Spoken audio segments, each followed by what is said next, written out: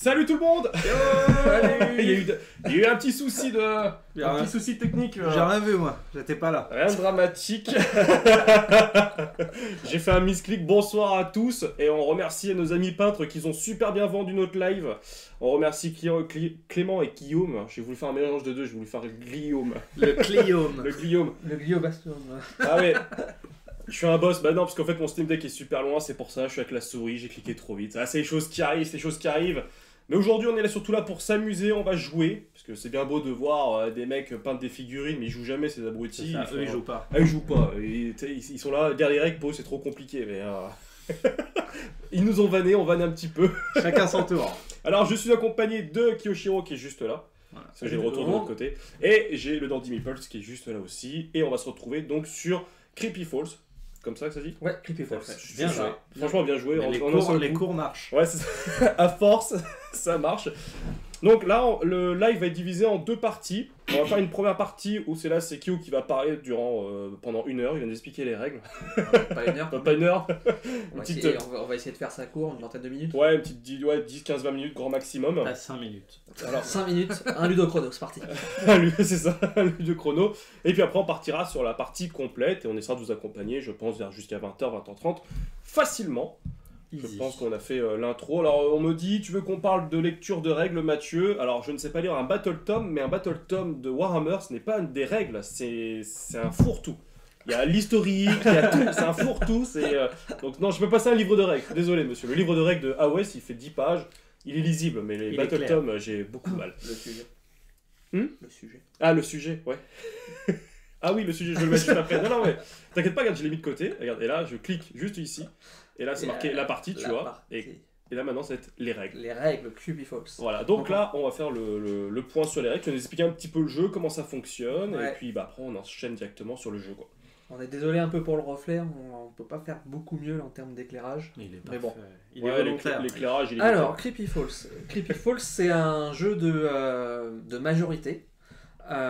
Où le but, donc, ça va être de gagner. Hein. Et pour gagner, il va falloir récolter des jetons de sang et des jetons d'âme. Tu peux les laisser sur le plateau, on les voyait déjà. Hop, comme ça. Donc le sang et les âmes. Et donc c'est celui qui en aura le plus à la fin qui va gagner, puisque c'est ça qui compte pour les points de victoire. Ok. Comment ça va se passer? Le jeu va se dérouler en 6 manches. Et chaque manche se décompose en 4 phases. On a premièrement une phase de forme. La phase de forme, ça va être choisir notre forme de départ. Donc on a les 7 formes ici. On en choisit une. Chaque forme va nous apporter un avantage à un moment du jeu. Donc soit pour la deuxième phase, soit pour la troisième phase, soit pour la quatrième phase. La deuxième phase, c'est la phase de placement. C'est là où on va placer nos unités donc sur les lieux du village. On voit qu'il y a 9 lieux sur le village. Et donc on va placer nos unités à tour de rôle sur les lieux. Sachant que le premier, en fait, il va se mettre sur la première ligne. Le second, il va aller se mettre sur la deuxième ligne, et ainsi de suite.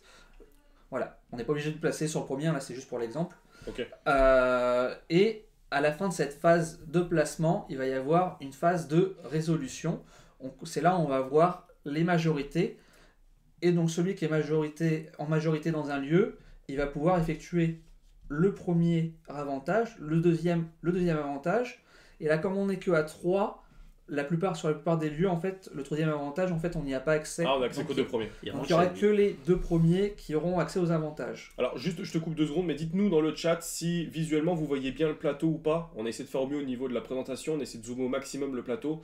Mais dites-nous, si je suis pas sûr qu'on puisse faire grand chose, mais s'il y a besoin de zoomer, j'essaie de faire 2-3 petites modifs. Mais normalement, le plateau, on a essayé de faire en sorte que vous le voyez au maximum et que vous voyez bien tous les numéros ici. Il y a juste là où il y a le reflet qui gêne un peu, mais sinon dans l'ensemble ça va. Et on salue tous ceux qui sont en train de nous rejoindre sur le live. Merci à vous. Merci à vous. Ouais. Donc je reprends. Oui, pas de souci. Donc on fait donc le premier, celui qui gagne la majorité a le premier avantage, et donc le deuxième le second. En cas d'égalité, c'est l'ordre de placement qui va départager l'égalité. Donc celui qui s'est placé en premier dans le lieu, s'il a égalité avec le second, ben c'est lui qui va quand même faire le premier avantage, ce qui est logique. Okay. Et en quatrième phase, on a une phase qu'on appelle d'échoppe.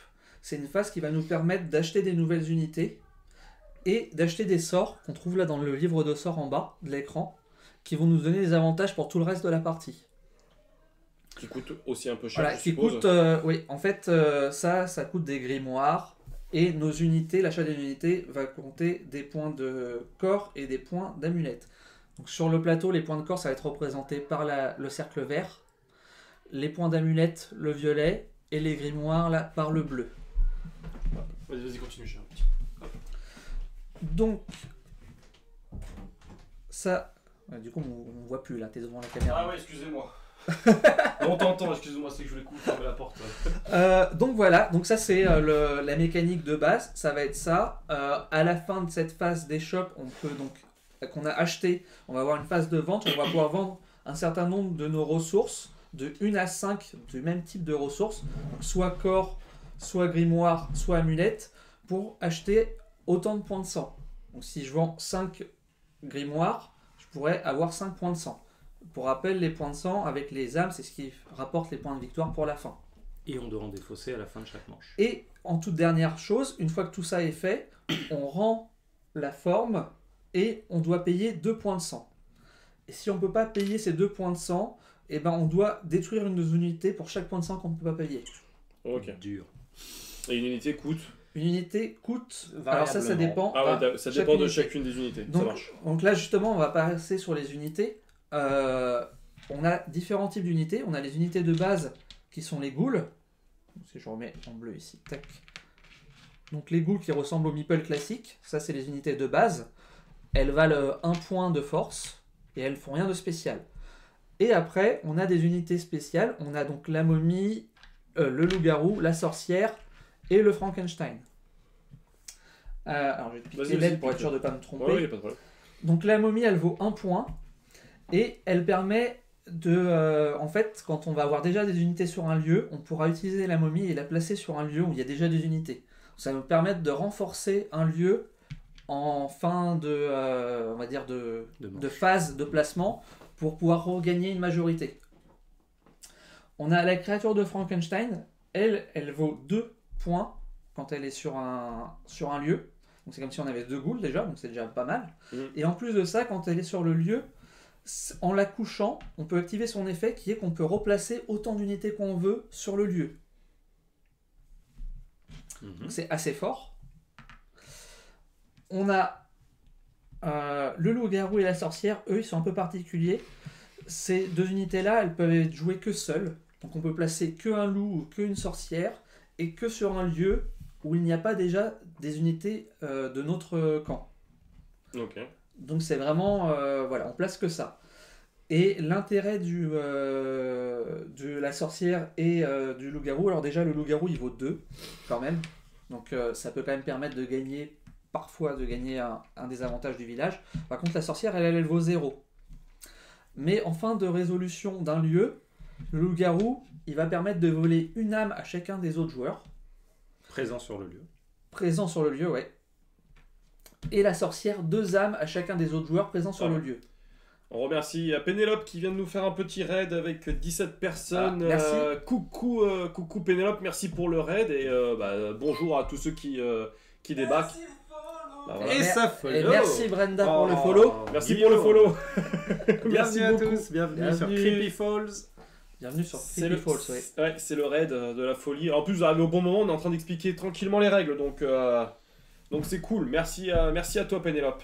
Ouais, merci. Et puis installez-vous tranquillement et n'hésitez pas à nous dire un peu ce que vous faisiez. Je crois qu'elle était sur un let's play, j'ai pas vu le jeu. Je crois qu'elle jouait à un jeu. Mais rejoins-nous si t'as le temps. Viens. Allez viens, on est bien. On n'est pas très loin, on est juste à Chartres. Et donc la sorcière, voilà. Donc la sorcière, pour reprendre, elle va voler 2 âmes aux joueurs qui sont présents sur les lieux, sachant que si quelqu'un ne peut pas payer complètement en âme le joueur qui a cette unité sur le lieu, la personne qui ne peut pas payer complètement va devoir détruire une de ces unités. Donc ça peut faire mal aussi. Ça casse des majorités. Ouais. Donc moi, dans le chat, on me dit, moi ce que j'ai compris, c'est que les roues étaient munisés au garou et à la sorcière. D'accord. Et oui, puisqu'ils sont démoniaques aussi. C'est ça. Ça va super, Pénélope, merci pour le raid en tout cas.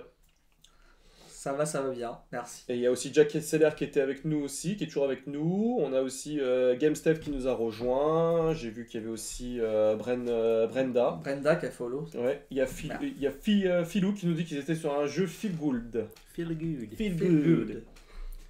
Ok, bah là c'est un peu moins feel good là. Hein. Voilà, c'est feel bad. Feel dark. Donc voilà pour les différents types d'unités et leurs forces pour le calcul des majorités. Ouais. Et puis, je Et puis pense l'achat que, des sorts au grimoire. À la fin. L'achat, voilà, ça on l'a dit tout à l'heure, Voilà. on peut acheter les sorts avec les grimoires. Si la seule chose qu'on n'a pas dit sur les sorts, c'est qu'il y a 3 niveaux de sorts. Et que pour pouvoir débloquer le niveau 2, il faut avoir un sort au niveau 1. Et pour pouvoir débloquer le niveau 3, il faut avoir acheté un sort du niveau 2. De la même ligne, forcément Enfin, de la même colonne Non. Non. Pour moi, c'est faut avoir un sort pour pouvoir débloquer le niveau suivant. D'accord. Je reprends mes unités. J'avoue que sur cet aspect-là, les règles sont peut-être pas... Enfin voilà, les règles se précisent pas, donc moi je suis parti du principe que si t'en as au moins c'est un... bête de tout faire dans la même colonne. Voilà, si t'en as au moins un, ça t'ouvre le niveau suivant. Mais voilà, c'est vrai que j'ai pas vu de précision sur cet aspect-là. Dans les règles, c'est peut-être un petit manque en termes de précision. Donc voilà, et donc on a le dé, ce gros dé qui nous permet de savoir à quelle manche on en est. Donc ça se voit pas bien à la caméra, mais il y a 1, 2, 3, 4, 5, 6, hein, comme un dé classique, Ok. pour nous indiquer les phases. Et l'emplacement sur lequel est le dé, c'est un emplacement qui est bloqué, on ne peut pas aller par défaut.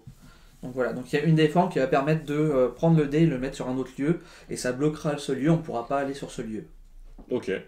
Voilà. Bon, après, j'ai pas détaillé les formes dans le détail, mais bon, je pense que c'est pas... Bah, de toute façon, après, vu que c'est une partie d'initiation un peu, on va découvrir le jeu au fur et à mesure et on avisera, enfin, on peaufinera les règles au fur et à mesure. Voilà, ça c'est... Enfin là, moi j'ai fait le tour de toutes les règles pour pouvoir jouer. En mode rapide. En mode rapide, c'est ça. Sachant que au démarrage, on doit juste choisir notre setup de base sur 3 choix possibles.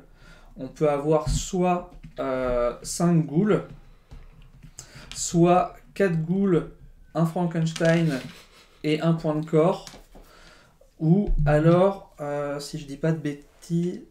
non, pardon, c'est 3 ghouls, un Frankenstein et un point de corps, ou 4 ghouls et une momie. C'est les 3 setups qu'on peut choisir au départ. Donc choisis ton setup. Ok.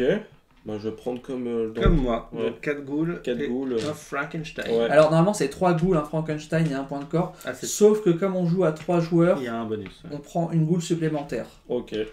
Et un point de corps, ils sont déjà été mis, non ou pas? Non, c'est ça, tu mets. Okay. Voilà. Donc, tu te mets à 1. Donc on a tous choisi d'avoir prendre le même setup de départ. Ça veut jouer tricky. Et oui, vous arrivez pile poil.